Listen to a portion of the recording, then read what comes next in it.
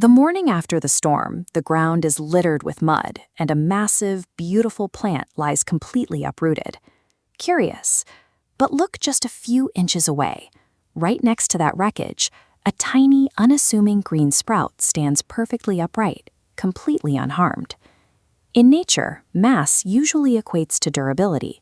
The larger, more mature organism is supposed to weather the elements, while the fragile sapling gets washed away.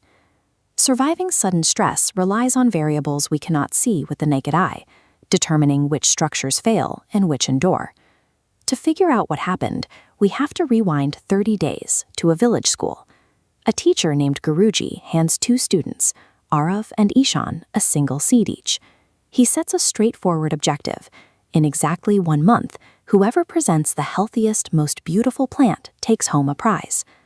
This assignment is a controlled experiment, tracking two radically different behavioral methodologies for achieving a single objective.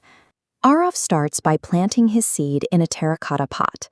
Every morning, he checks the sunlight, adds a little water, and waits. For days, absolutely nothing appears above the surface.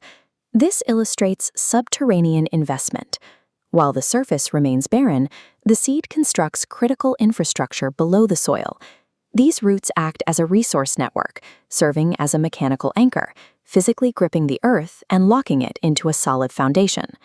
To optimize this slow growth, Arav manually aerates the soil and removes pests to protect the progress occurring out of sight. Foundational work is often tedious and invisible to an outside observer, until a crisis forces it to be tested. Ishan watches his pot for a week. When he sees no results, a desire for immediate gratification takes over. He purchases a fully mature, blooming plant from a market and hastily shoves it into his competition pot. Above ground, the result is spectacular. Ishan satisfies the visual metrics of the competition, and his plant appears vastly superior to Arav's tiny sprout. But acquiring a finished product without undertaking the process only mimics success, creating a facade that lacks physical integration. This bypass introduces a mechanical flaw: root integration failure. Relocating a mature plant severs the established underground anchors it relies on for stability. Looking at this split-screen visualization, the physics of the leverage are clear. Ishan's massive foliage acts like a sail, catching the wind. With only a shallow root ball for support, the wind easily pushes the plant over its fulcrum point. On day 28, a massive storm finally hits.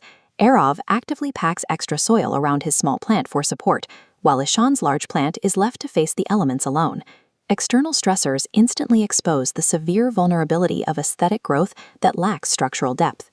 Which brings us right back to the morning after the storm, staring at the wreckage in the mud. Ishan's plant fell because of its size, not in spite of it. The weight of the foliage overpowered its non-existent foundation. Arav's tiny seedling survived because its subterranean footprint was vastly larger than its surface profile. Survival in a crisis is dictated by the depth of unseen infrastructure, not by visible scale.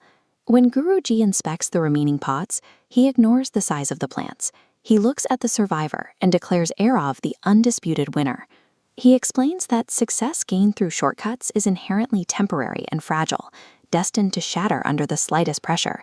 Patient process is the only way to build deep roots, and those roots are the ultimate insurance policy against